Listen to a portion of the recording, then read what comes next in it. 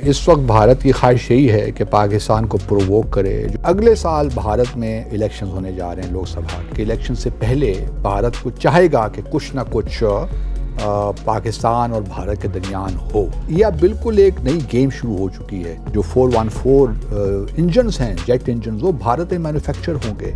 اب بھارت آہستہ آہستہ روس پہ اپنی ڈیپینڈنس کم کر رہا ہے اور ساتھ ساتھ ویسٹرن دنیا پہ، خاص طور پہ امریکہ کے ساتھ جو اس کے دفاعی تعلقات ہیں وہ بڑھ رہے ہیں. ہمارے یہاں بہت سے لوگ ہیں جو اس خوش فہمی میں ہیں کہ جی ہم بیلنس کریں گے چائنا اور امریکہ کے درمیان. یہ بالکل اپنے آپ کو دھوکہ دینے والی باتیں ہیں. جس ملک کا وزیر اعظم IMF کے مینیجنگ ڈائریکٹر کے سامنے گھٹنے ٹیک رہا اور ہاتھ جوڑا، پولیٹیکل پریشرز ہیں جو پاکستان پہ بلڈ ہو رہے ہیں، اور ان کو بھی معلوم ہے کہ اب یہ حکومت جو ہے 1-2 ماہ کی مہمان ہی ہے. اصل میں ہمیں اپنے جو تعلقات تھے نا گلف کنٹریز کے ساتھ، ان کو مضبوط سے مضبوط تر کرنا ہے، اور چائنا کے ساتھ.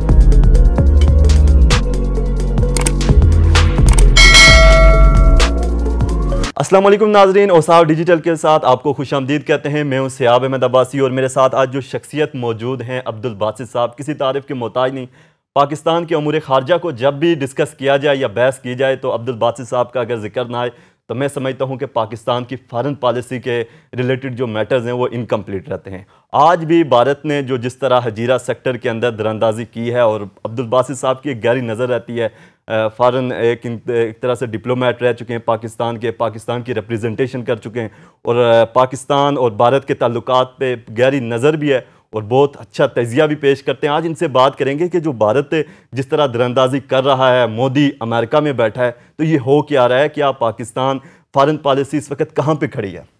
بہت شکریہ سر جو آپ نے پہلے جوائن کیا، اور جو کچھ ہو رہا ہے اس پہ آپ کیا تبصرہ کریں گے؟ بہت شکریہ آپ کے، اور میں تو آپ کے الفاظ سن کے تھوڑا سا پریشان ہو گیا، سچی بات یہ. But in any case you deserve it sir, you are very kind to say that. دیکھیے یہ ہونا ہی تھا. اس وقت بھارت کی خواہش یہی ہے کہ پاکستان کو پرووک کرے. جو ہم نے سیز فائر ایگریمنٹ کے ساتھ سائن کیا تھا 25 فروری 2020 کو، اس کے بعد قدر حالات لائن آف کنٹرول پہ بہتر تھے. لیکن میرا اس وقت بھی خیال یہی تھا اور آج بھی خیال یہی ہے کہ ہم نے غلط وقت پہ غلط معاہدہ کیا تھا، یا یوں کہہ لیجئے کہ صحیح معاہدہ غلط وقت پہ کیا تھا. کیونکہ ہم نے پہلے 2015 میں اس وقت جو ہمارے وزیر اعظم تھے نواز شریف صاحب، انہوں نے ایک پروپوزل پیش کی تھی کہ جو ہماری 2003 کا انفارمل سیز فائر انڈرسٹینڈنگ ہے اس کو ایک فارمل ایگریمنٹ میں تبدیل کر دیتے ہیں. لیکن میں نے خود اجیت دوول سے اس موضوع پہ بہت دفعہ بات کی تو انہوں نے کبھی کوئی سنجیدہ جواب نہیں دیا. پھر 5 اگست 2019 کے بعد جب ہم نے یہ پیش کیا اور بھارت کو چائنا سے خطرات لاحق تھے، آپ کو یاد ہوگا کہ اس وقت کچھ جھڑپیں ہو رہی تھیں چین اور بھارت کے درمیان، تو جب یہ پروپوزل ڈسکس ہوئی تو بھارت نے فوری طور پہ قبول کر لیا اس کو. تو آج جو بھارت نے سیز فائر وائلیشن کی ہے، یہ اس تناظر میں بالکل آپ نے صحیح فرمایا. ایک طرف مودی امریکہ کا دورہ کر رہے ہیں، ہم نے جوائنٹ اسٹیٹمنٹ بھی پڑھی ہے. اگلے سال بھارت میں الیکشنز ہونے جا رہے ہیں لوک سبھا کے.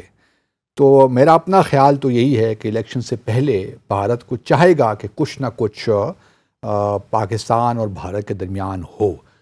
لیکن یہ ستمبر سے پہلے نہیں ہوگا، کیونکہ ستمبر تک G20 کی سمٹ ہونی ہے بھارت میں، 4 جولائی کو SCO کی سمٹ ہونی ہے. تو ستمبر کے بعد ممکن ہے کہ بھارت کوئی فالس فلیگ آپریشن کر کے وہ بالا کوٹ جیسا ڈرامہ رچائے. تو یہ اسی کا شاخسانہ ہے، اسی کی ہی میں سمجھتا ہوں کہ آپ سمجھ لیں کہ تعویل ہے. اچھا سر، یہ بتائیں کہ جو مودی کو کانگریس سے جو اس نے کل خطاب کیا، جس طرح اس کو ویلکم کیا گیا، اور اس کے بعد جو بزنس مین تھے، ٹاپ بزنس مین کی میٹنگ ہوئی وہاں پہ، تو آپ کیا سمجھتے ہیں کہ بھارت کی کہیں نہ کہیں امریکہ کے ساتھ آنے والے دنوں کے اندر کوئی ریلیشن مضبوط ہوں گے چائنا کو اس کو روکنے کے لیے پاکستان کے ساتھ جو اس کے اس میں تو کچھ شک ہی نہیں رہا. جو لوگ پاکستان میں تھوڑا بہت بھی شک کرتے تھے، میں ان کو ہم یہی بتاتے تھے کہ ایسا یہ اب بالکل ایک نئی گیم شروع ہو چکی ہے. اور اگر آپ جوائنٹ اسٹیٹمنٹ پڑھیں اس سے تو بالکل ہر چیز واضح ہو جاتی ہے. دیکھیے نا صرف اب بھارت آہستہ آہستہ روس پہ اپنی ڈیپینڈنس کم کر رہا ہے، اور ساتھ ساتھ ویسٹرن دنیا پہ، خاص طور پہ امریکہ کے ساتھ جو اس کے دفاعی تعلقات ہیں وہ بڑھ رہے ہیں. چاہے وہ آپ دیکھیے آرم ڈرونز وہ لے رہا ہے $3 بلین کے قریب. جنرل الیکٹرکس کے اب وہاں پہ بھارت میں جو 414 انجنز ہیں، جیٹ انجنز، وہ بھارت میں مینوفیکچر ہوں گے. اسی طرح مائکرون جو کمپنی ہے وہ جا کے سیمی کنڈکٹرز بنائے گی بھارت میں. اسی طرح اسپیس مشن جو ہیں اس میں بھارت اور امریکہ شامل ہو رہے ہیں.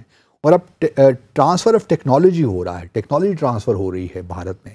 تو کسی کو اگر یہ پہلے بھی خوش فہمیاں تھیں یا غلط فہمیاں تھیں کہ پاکستان اور امریکہ کے درمیان کوئی اسٹریٹجک پارٹنرشپ ہو سکتی ہے، وہ اس وقت بھی خوش فہمیوں کا شکار تھے. اور آج ہی میں سمجھتا ہوں کہ ہمارے ہاں بہت سے لوگ ہیں جو اس خوش فہمی میں ہیں کہ جی ہم بیلنس کریں گے چائنا اور امریکہ کے درمیان. یہ بالکل اپنے آپ کو دھوکہ دینے والی باتیں ہیں.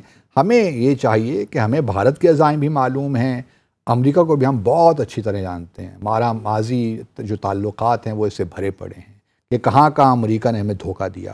آج بھی امریکہ بھارت کے ساتھ ہر وہ کام کر رہا ہے جو براہ راست ہمیں دکھانے کے لیے کہیں تو دکھانے کے لیے نہیں کر رہا. ہم پہ ایک لحاظ سے اس وقت بڑا پریشر ہے پاکستان پہ. اور یہ جو ابھی سیز فائر وائلیشن ہوئی ہے اور جس میں 2 ہمارے کشمیری شہید ہوئے ہیں، یہ بالکل واضح کرتا ہے کہ بھارت اب آہستہ سے ریچٹ اپ کرے گا، انکریز کرے گا ٹینشن پاکستان کے ساتھ. ہمیں بہرحال محتاط رہنا چاہیے، ہمیں پروووک بھی نہیں ہونا چاہیے، لیکن ہمیں بڑا ویجیلنٹ رہنا ہے اور بھارت کی ہر اس جو کارروائی کا بالکل صحیح جواب دینا ہے جس طرح بالا کوٹ کے بعد ہم نے دیا تھا. سر یہ جو ایک اسپیسیفک ٹائم ہے، اگر آپ کی ایک ٹویٹ گزری ہے جان بولٹن کی، اس نے بھی کل ایک اسٹیٹمنٹ دی ہے اسپیشلی عمران خان کے حوالے سے، پھر اس نے چائنیز انفلوئنس جو ہے پاکستان کے اندر اس حوالے سے بھی اس نے اسٹیٹمنٹ دی ہے. ان ساری چیزوں کو یہ نیکسس ہے مودی کا امریکہ میں ہونا، جان بولٹن کی اسٹیٹمنٹ آنا اور پھر اگلے ہی دن پاکستان کے بارڈر پہ دراندازی کرنا، اس ساری چیز کو آپ پاکستان کی اگر فارن پالیسی کو ہم دیکھیں تو آپ ریئلسٹک اپروچ کیا سمجھتے ہیں کہ ہونی چاہیے پاکستان کی؟ دیکھیے پہلے تو میں ہمیشہ کہتا رہا ہوں کہ سفارتکاری میں بہت زیادہ بولنا اچھی چیز نہیں ہوتی. ہم ہر چیز پبلک ڈومین میں لے کر آ جاتے ہیں. سفارتکاری میں جب آپ باہر آتے ہیں اور بات کرتے ہیں تو اس میں بڑی احتیاط لازم ہے. اور پھر یہ ہوتا ہے کہ ہم جن الفاظ کا چناؤ کرتے ہیں، جس طریقے سے ہم بات کرتے ہیں، وہی مناسب نہیں ہوتی. اور ہمارے ہاں سچی بات تو یہ ہے، میں آپ کے ساتھ بالکل آنیسٹی کے ساتھ بات کر رہا ہوں کہ ہمارے ہاں کوئی اس وقت ریفلیکٹ نہیں کر رہا. پھر ہمارے چونکہ ملک میں سیاسی معاملات اس قدر بگڑ چکے ہیں کہ ہماری اس طرف فوکس ہی نہیں جا رہا. اور پھر اب ملک اگر اقتصادی اعتبار سے، معاشی اعتبار سے کمزور ہو تو یہ بھی سمجھنا ایک بیوقوفی ہوگی کہ ہم بہت اسٹرانگ فارن پالیسی چلا سکتے ہیں. لیکن جس ملک کا وزیر اعظم IMF کے مینیجنگ ڈائریکٹر کے سامنے گھٹنے ٹیک رہا اور ہاتھ جوڑا، مینگو فارن پالیسی یہ کوئی کرنے کی باتیں ہیں، ہیو اے ہارٹ یار. تو وہ پھر ملک کی جو فارن پالیسی ہے اس میں وہ طاقت نہیں آ سکتی جو کیا ہونی چاہیے پاکستان جیسے ملک میں. اللہ تعالیٰ نے ہمیں ہر کچھ دے رکھا ہے، 220 ملین کی ہم، بلکہ اب 30 ملین کی ہم آبادی ہیں اور کیا کچھ نہیں ہے پاکستان میں. لیکن چونکہ ہمارے ہاں سیاسی عدم استحکام ہے جس کی وجہ سے ہماری فارن پالیسی میں وہ کنسسٹنسی نہیں ہے جو کہ ہونی چاہیے. یہ ایک بہت بڑی بدقسمتی ہے ہمارے لیے. جب تک ہمارے ہاں اندرون خانہ ہمارے ہاں ایک استحکام نہیں آئے گا سیاسی اعتبار سے، اس وقت تک میں سمجھتا ہوں کہ فارن پالیسی میں بھی وہ کنسسٹنسی نہیں آ سکتی جو کہ بہت ضروری ہے. خاص طور پہ جو ہمارے مقدمات ہیں، بنیادی مقدمات ہیں، چاہے وہ جموں اور کشمیر کا مسئلہ ہو، افغانستان کا ایشو ہو، یا فار دیٹ میٹر آپ کا نیوکلیر ایشو ہو، یا آپ کی اور چائنا کے ساتھ آپ کے مسائل ہوں، یا مسائل تو نہیں کہنا چاہیے، تعلقات ہوں، سی پیک ہو. ان تمام چیزوں پہ صحیح معنوں میں پیش رفت نہیں ہو سکتی جب تک کہ آپ کے ملک میں سیاسی استحکام نہیں آئے گا. تو کیا آپ سمجھتے ہیں کہ IMF کے ساتھ جو ان کے ہیڈ کے ساتھ ملاقات ہوئی شہباز شریف صاحب کی، اس میں کہیں نہ کہیں امریکہ کا کتنا انفلوئنس ہے پاکستان کو معاشی طور پہ؟ امریکہ کا جو ووٹنگ رائٹس ہیں IMF میں 25% ہیں. تو آپ یوں سمجھ لیجیے کہ امریکہ اس کو کنٹرول کرتا ہے IMF کو، اور IMF اس کی مرضی کے بغیر تو IMF ایک قدم نہیں اٹھا سکتا. تو یہ سارے پولیٹیکل پریشرز ہیں جو پاکستان پہ بلڈ ہو رہے ہیں، اور ان کو بھی معلوم ہے کہ اب یہ حکومت جو ہے 1-2 ماہ کی مہمان ہی ہے.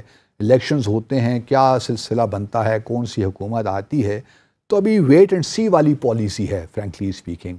تو مجھے نہیں معلوم کہ آیا IMF، مجھے ذرا پراسپیکٹس بہت ڈم لگ رہے ہیں، سچی بات ہے. لیکن اگر ہو جائے تو پاکستان کے لیے اس وقت اچھا ہوگا. لیکن ہمیں IMF کے پروگرام سے اب نکلنا چاہیے، ہمارا ٹیکس بیس بڑھنا چاہیے، اور بہت جو ہمارے اکانومسٹ تجویز کرتے رہتے ہیں، بہت سے ایسے اقدامات ہیں اگر جو ہم لیں تو IMF کے پروگرام کی ضرورت ہی نہیں ہے. آپ نے IMF سے نکلنے کی بات کی، تو کیا پاکستان کی جو اپروچ ہے اب چائنا رشیا سے اپنی جو انرجی کے جو اس کے مسائل ہیں ان کو ختم کرنے کے لیے اپروچ کرنا آپ بہتر سمجھتے ہیں کہ دیکھیے رشیا دیکھیے میں سمجھتا ہوں کہ ہمارا سب سے جو رشیا تو ایک کہانی ہے نا، رشیا خود اس وقت زیر تاب ہے، بہت مسائل ہیں رشیا کے اس وقت۔